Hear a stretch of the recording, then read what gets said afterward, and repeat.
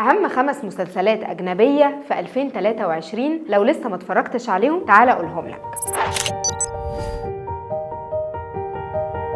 مسلسل The Last of Us، مسلسل أكشن مقتبس عن لعبة بنفس الاسم، ظهرت في 2013. الأحداث بتحصل بعد 20 سنة من تدمير الحضارة. بيتكلف جول بتهريب بنت عندها 14 سنة. المهمة بتبدو مهمة سهلة، ولكن اللي بيحصل عكس كده تمام. الرحلة بتبقى خطر جدا. المسلسل فكرته معتمدة على فكرة البقاء، وتقييمه على IMDb 8.8. مسلسل بلاك ميرور 6، وجزء جديد بعد 4 سنين من الجزء الخامس اللي اتعرض في يونيو 2019. المسلسل بيتكلم عن فكرة التكنولوجيا ممكن تعمل فينا ايه على المدى القريب مش البعيد حتى. والحلو بقى في سلسلة حلقات بلاك ميرور ان كل حلقة ممكن تعتبرها فيلم منفصل بعالم مختلف. وتقييم المسلسل على IMDb 8.7. لوكي 2، والمسلسل من سلسلة عالم مارفل، واحداث المسلسل بتدور نحو منظمة اسمها TVA، وهي سلطة تباين الوقت اللي وظيفتها الأساسية انها تحافظ على الخط الزمني المقدس. الجزء الثاني من المسلسل خلص من أسابيع قليلة، ولكن لحد النهارده جمهور عالم مارفل بيتكلم عن جمال الحلقة الأخيرة، لدرجة ان اتقال على نهاية مسلسل لوكي انها افضل نهاية حصلت في عالم مارفل. وآراء تانية قالت لا، دي مش افضل نهاية في عالم مارفل، دي افضل نهاية مسلسل في العموم حصلت من 10 سنين. وتقييم المسلسل على IMDb